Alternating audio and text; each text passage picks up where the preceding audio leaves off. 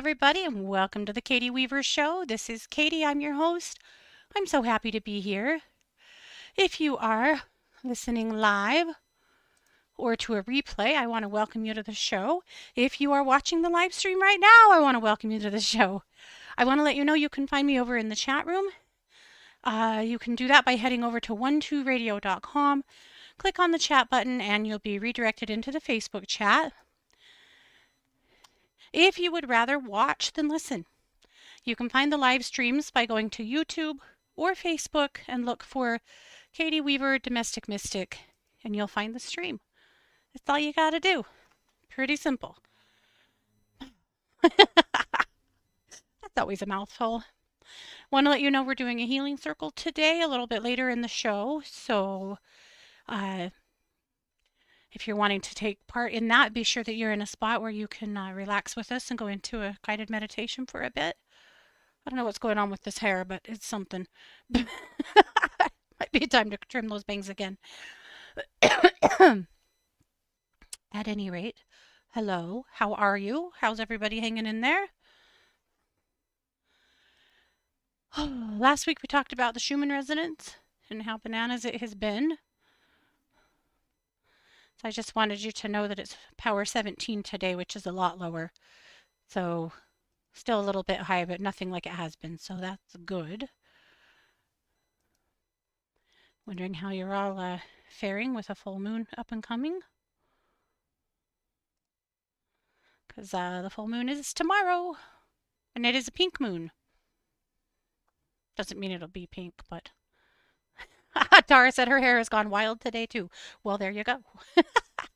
I've had a bunch of thyroid trouble the last few months, and it's just destroyed my hair. So I've been doing some hair masks and stuff like that, and I just feel like my hair is just acting different. Uncool, man.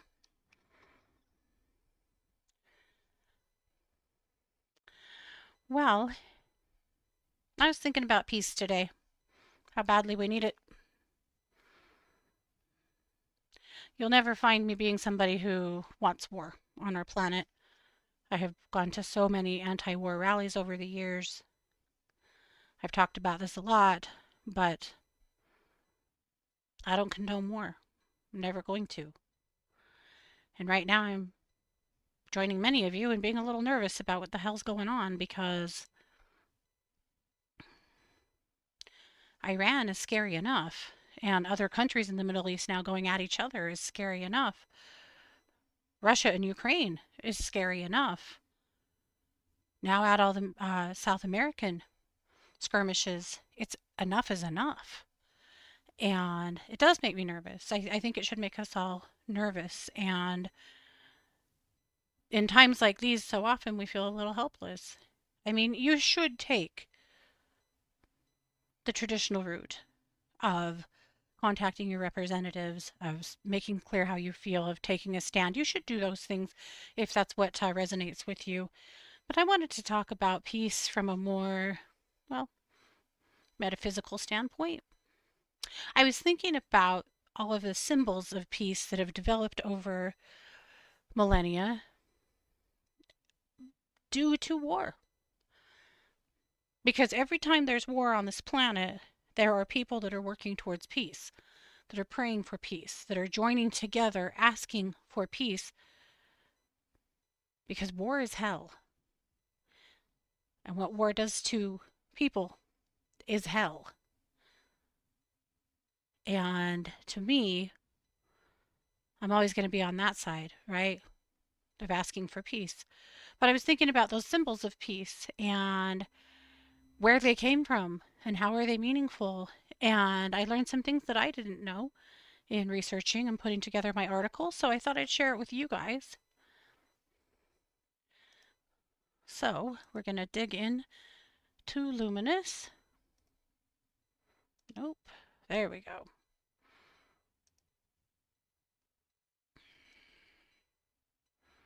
We're talking about symbols of peace and how they can pertain to you, how you can use them, and what they mean and where they came from.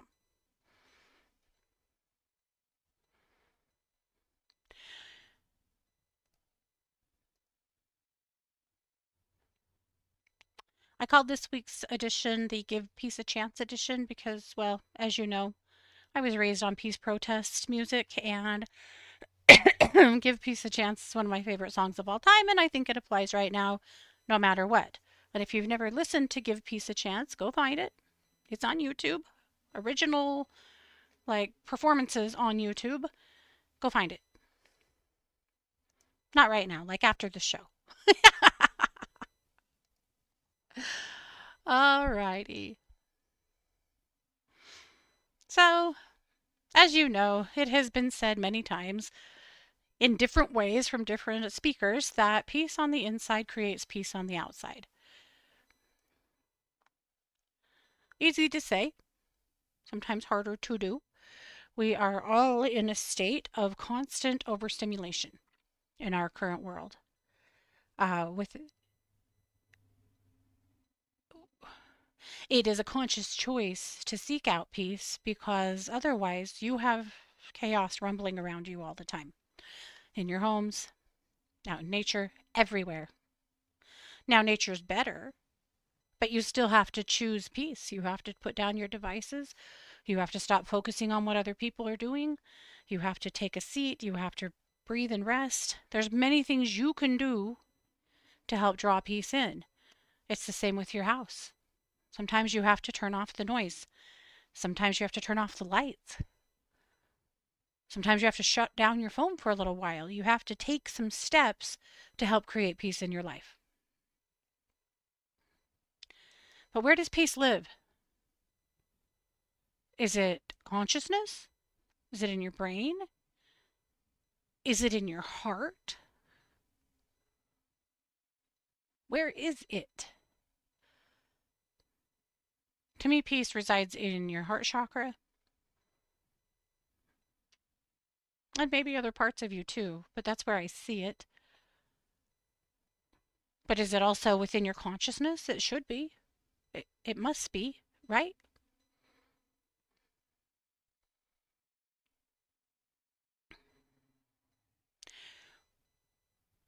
I think it's an interesting phenomena in human nature that some humans are very warlike.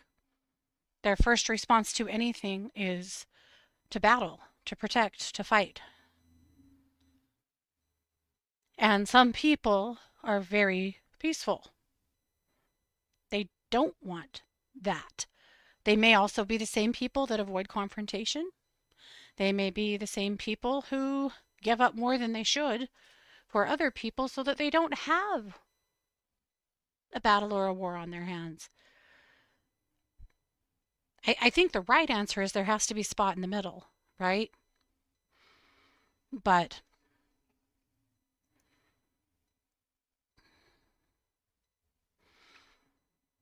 I was thinking about my mom because she was a hippie.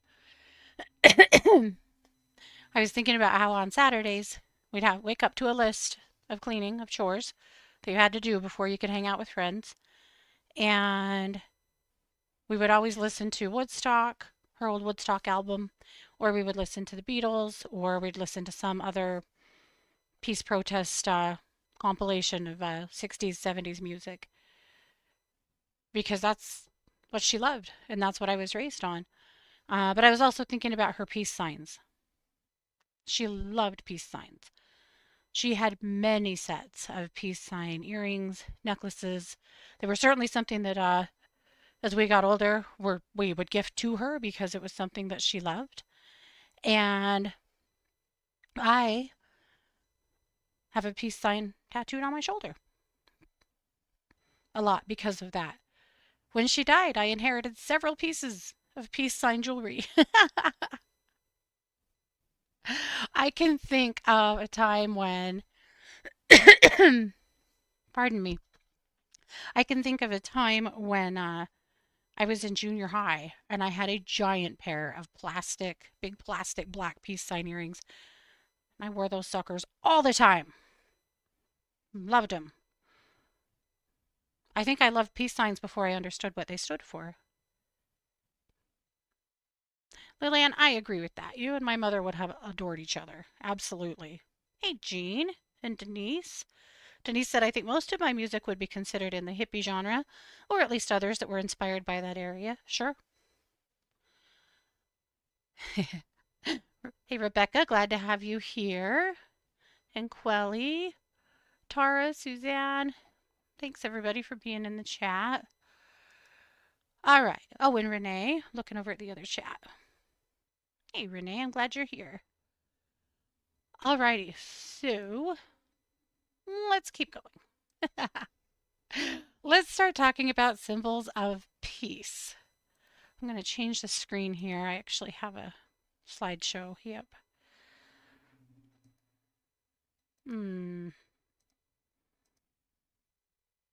Okay, that's better. So, hey, Norella. I would have loved for you to be my aunt, ma'am. In fact, I have an aunt that you would love. She's my mother's sister, and she is she's more on the warrior side, but you would align with each other beautifully. Okay, let's talk about it. The dove. We've all seen doves of peace forever. Where do you normally see doves for peace? Well, a lot of times you see them in religious iconography, right? But it is definitely a symbol of peace around the world. I didn't know this, but it comes from the story of Noah's Ark, when the dove returns with an olive branch after the flood, signaling that the storm is ending and the new something can begin, or something new can begin. Also, Pablo Picasso turned the dove into a global peace symbol after World War II, and it carried the same message. So when you see a dove, or a dove with an olive branch, you can look at that as a symbol of peace and as a symbol of coming out the other side of something hard and ready for a fresh beginning.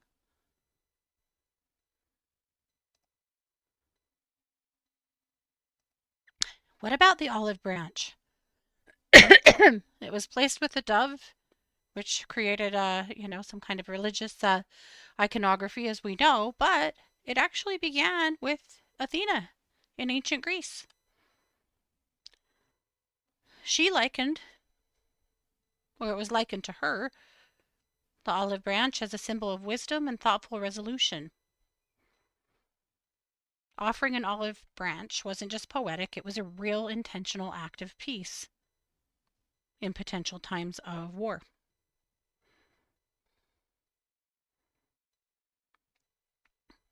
Thoughtful resolution. I love that. I think that most threats of war would require thoughtful resolution. The peace sign. Here it is. The peace sign is everywhere, right? You see it. You likely don't go a day without seeing a peace sign, though you might not realize it because it's gotten to be so much a part of our culture. People have it on their shoes, on their clothes, on their jewelry, on their cars, on their bodies. The peace sign is everywhere. So, which I think is good and bad. I love it, but at the same time, every time you see a peace sign, do you stop and consider peace? No, because you see the peace sign everywhere.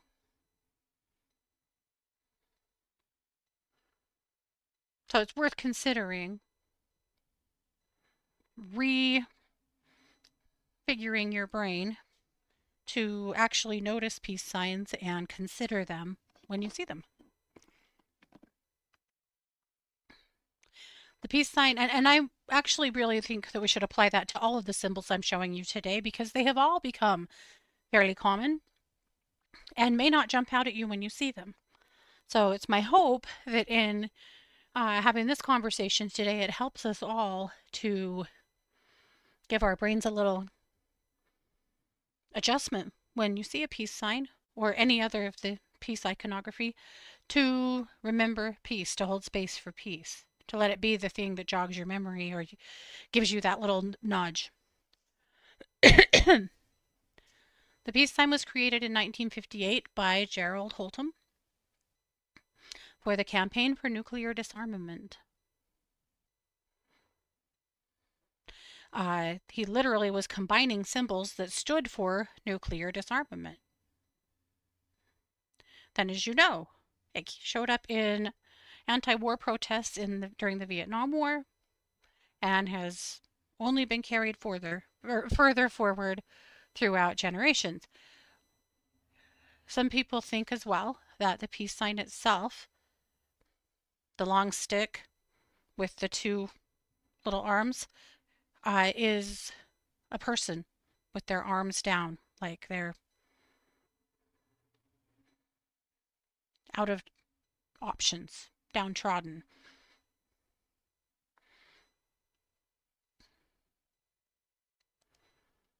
The lotus, another big symbol for me. I have an enormous lotus tattooed on my arm. And I love that I do because frequently I come across people that don't understand what my sleeve tattoo means, especially where I live.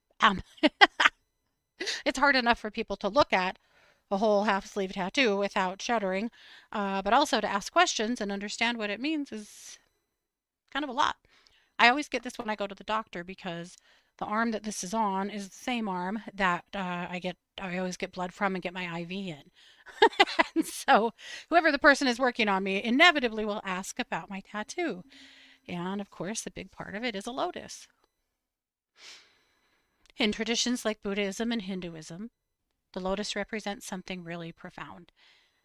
The lotus grows in muddy, murky water, and it still rises above it, clean, whole, beautiful, sought after, and yet another symbol of peace.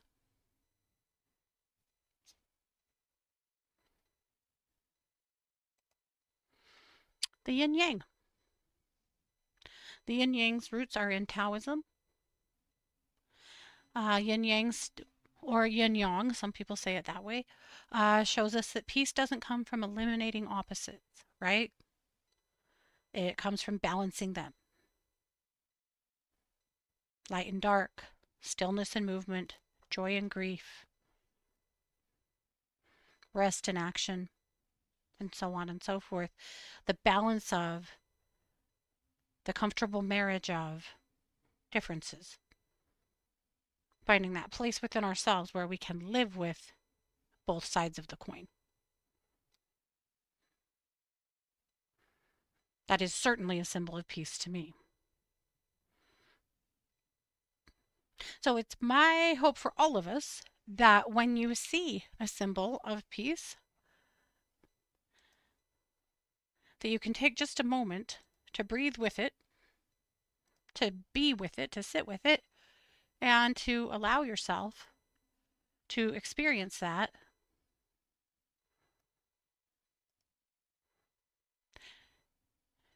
in the spirit of embodying peace.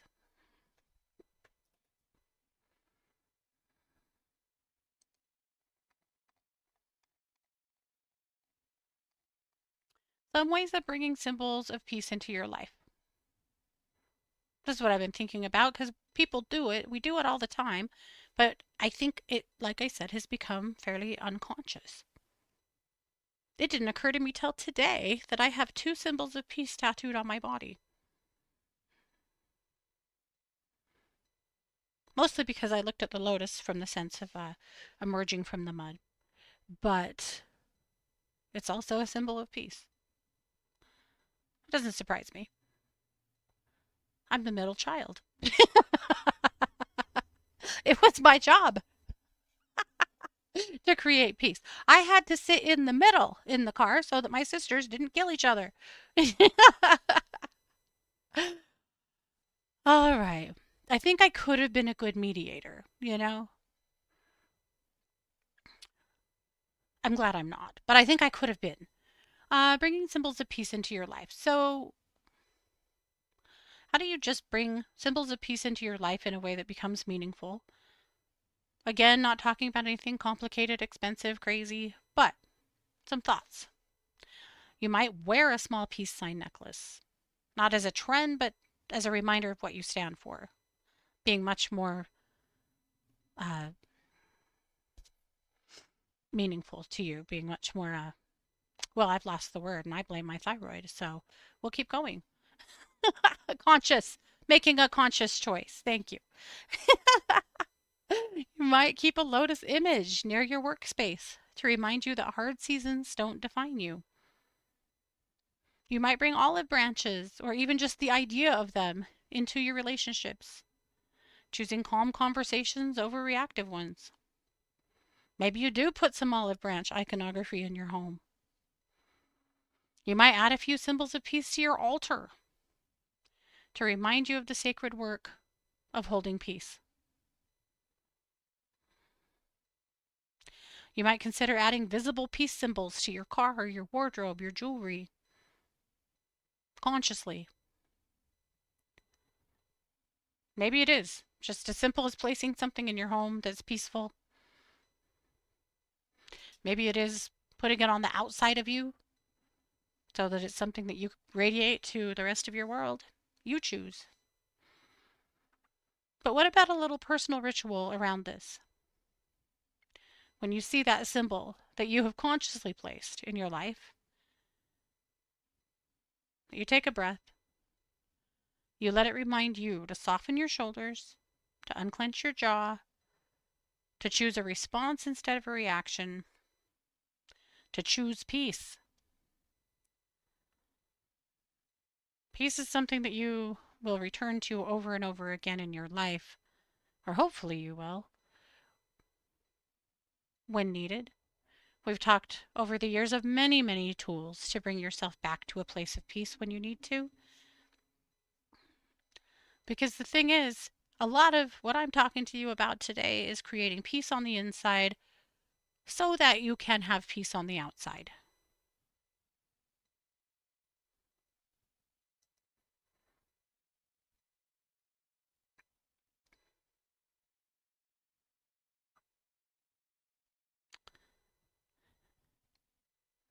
We're not unique. Every generation has had moments where peace starts feeling pretty shaky, right? And it shows up every so often where the world starts looking like it's on the brink of way too much war, or when things in your life look like they're about to erupt in a way that is not peaceful. All of those things are possible. But we can keep drawing ourselves back to peace. We can keep emanating that for the world. We can keep expecting it, asking for it, maybe demanding it. But peace is possible. It's always been possible. So that's what I've been thinking about.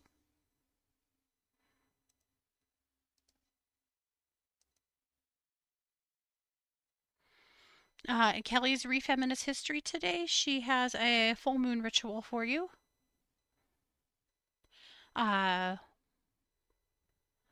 and it's awesome because, yeah, the full moon in Libra is tomorrow. Is it full moon on April 1st kind of a mean joke, or because the full moon and April Fool's Day together just seems like a little much to me?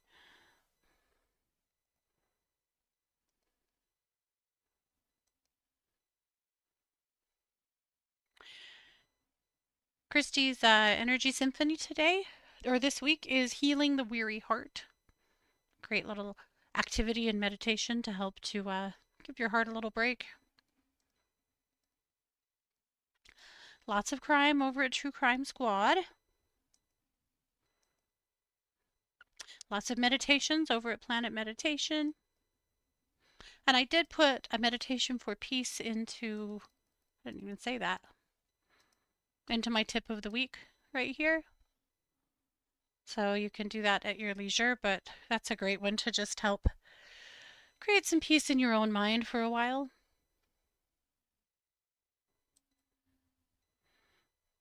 All right, and that is Luminous for the week. So hopefully you found some things in there to help inspire you, give you something to think about.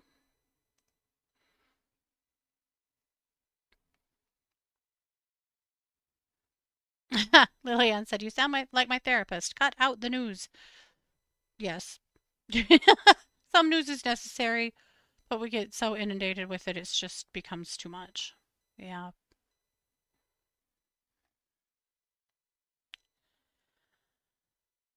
Okay. Let me remember where my music is in this program. There we go. All right. So we're going to do a healing circle. This is a guided meditation where we'll meet together and do some work. I'm gearing it towards meditating for world peace. However, if there's other things that you want to add to the circle besides that, please do. This is a space of healing for anything that needs that kind of attention right now. So don't let me tell you what you have to do. Just you do what is right for you. But that's the direction I'm going to guide us today. So first and foremost, let's get our volume correct. So, because I can't really tell on my end if the volume of the music is too high or too low. So tell me about where we're at right now. Does this volume level suit you, or does it need to come down a little bit? It's good. Okay, perfect. I think I've kind of got it. Maybe we have it figured out now. Probably not. Okay. Alrighty. So I'm going to ask you to just close your eyes. Take a few deep breaths.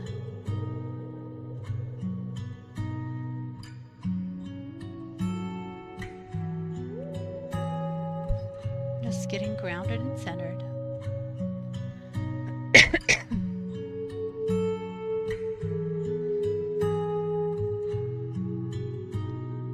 All right.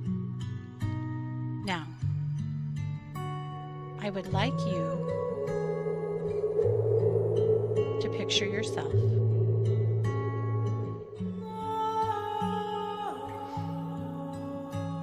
walking along a forest path.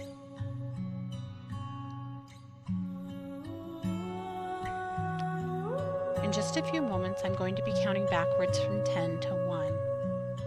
As I count, you'll walk down the path, getting deeper and deeper into a forest. When I reach 1, you will be at a clearing, a meadow, a beautiful grassy space where you'll meet with the rest of us to do our healing work today. Embodying peace, embodying healing, bringing all of our collective energy together and our collective impressions, intentions, and goals to create something bigger than we could create ourselves. So starting at 10, walking down the path,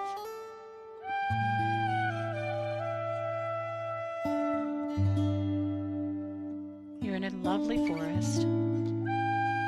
There's pine needles crunching under your feet. 9.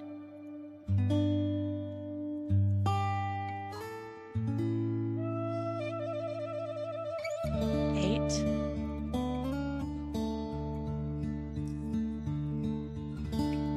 7. Walking along the path, getting deeper and deeper into your consciousness and into the forest with every step you take, knowing that you are walking towards a meadow, a space where we will be meeting together. 6.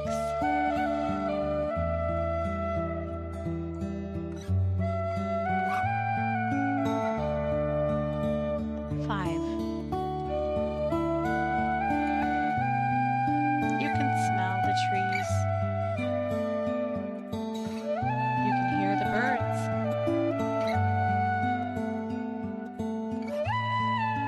It's warm but not hot. There's a light breeze ruffling your hair. 4. walking forward with confidence, knowing that you're getting nearer and nearer our gathering place. 3,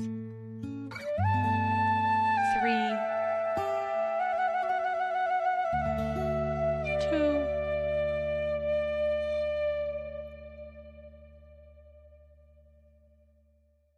and 1.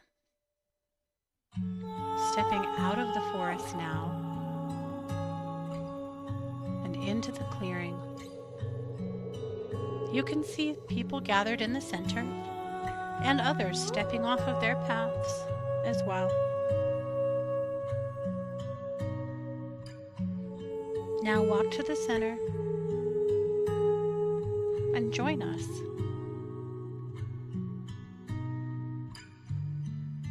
In just a moment, we'll be entering into a healing circle space together.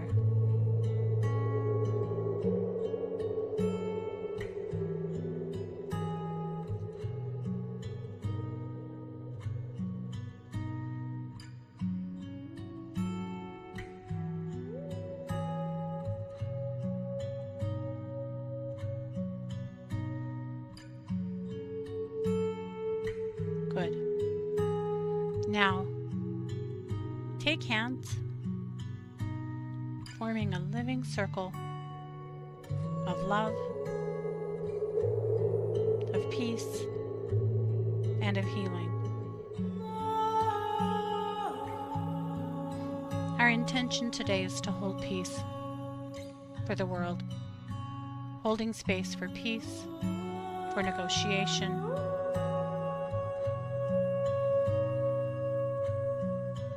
for putting people first.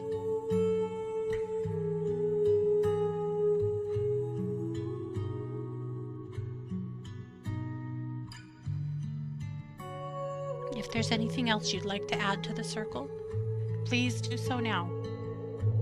You can speak these things, you can speak them into your heart. That's your choice.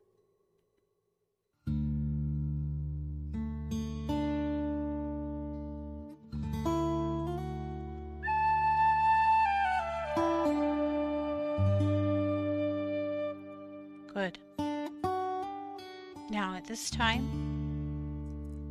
I'll get out of your way so we can do our work. Some of you may pray. Some of you may send love from your heart. Some of you may practice an energy healing modality.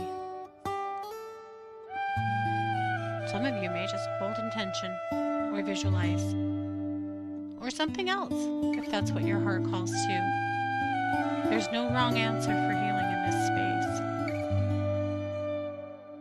So I will step back now and join you in holding space for peace.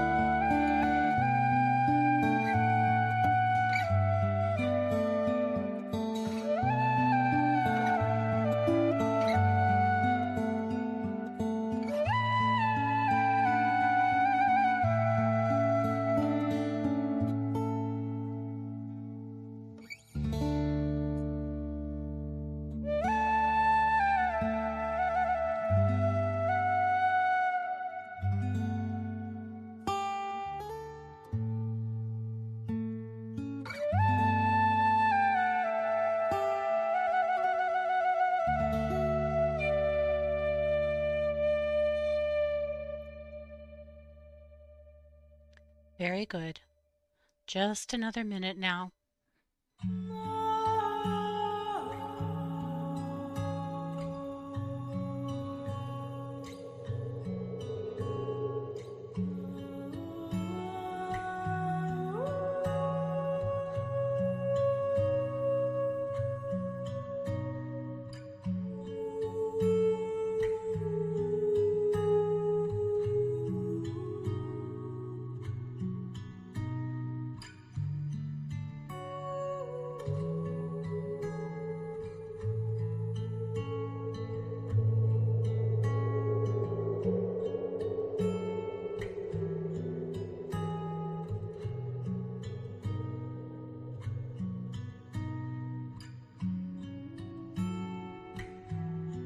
Very good. Now, go ahead and release yourselves from each other, knowing that we created big work here today, that our intentions and our love carry a lot of weight, hold a lot of space for the beauty in this world, for the peace that we know is possible, and for love for all living things on this planet. In just a few moments, I'm going to be counting forward from 1 to 5. As I do that, you'll begin very deep in your consciousness where you are now. As I count, you'll walk back up the path from whence you came, starting very deep and getting lighter and lighter with every step you take until I reach 5. When I get to 5, you will be wide awake and refreshed, ready to carry out your day. You'll remember everything that we did here, what you experienced, and how to come back here anytime that you need to seek peace for yourself or healing. This is your place. Go ahead and head back to your path now, starting with 1, stepping back out onto the forest path, walking forward,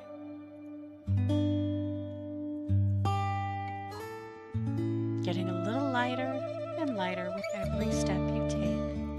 2,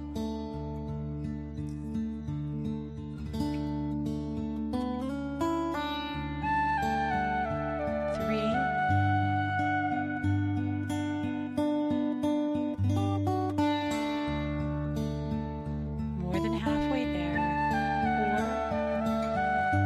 4, almost there. And 5. Wide awake and refreshed, ready to carry out your day, leaving the world just a little bit better than you found it.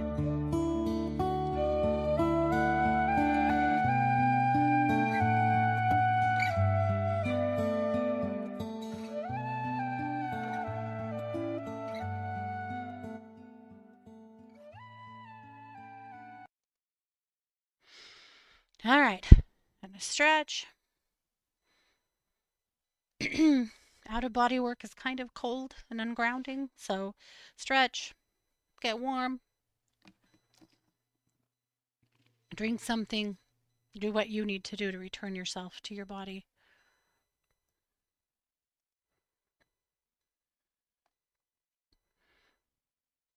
Right? Tara said everyone was so excited to join together today, right? We got to quit messing around. We have tools. Thanks, Lillian. Me too. We have tools. We have possibilities. We can certainly do better. We just got to do it.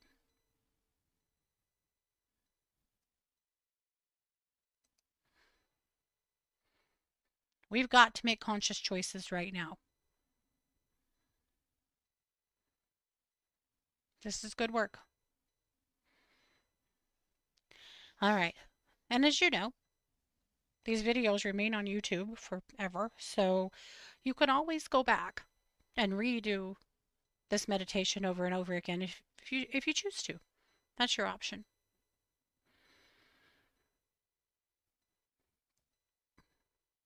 Suzanne said, I remember we did that several years ago when I returned to the same beautiful spot. Yeah, I use the same basic script in my head every time because I think it creates a space where you can continue to go back and where you're more familiar with it. I think it's easier to get into that space every time we do this work. So I try to just make it, yeah, very repetitive. Also, I just like that place a lot. I have another favorite that I never do here on the show. Maybe we should do it one of these days soon. Um, It's more about getting rid of shit, getting rid of stuff that you want to be done with, thoughts, energy, situations, whatever. Uh, and it's at the ocean side. And it's one of my faves, so we should probably do it soon.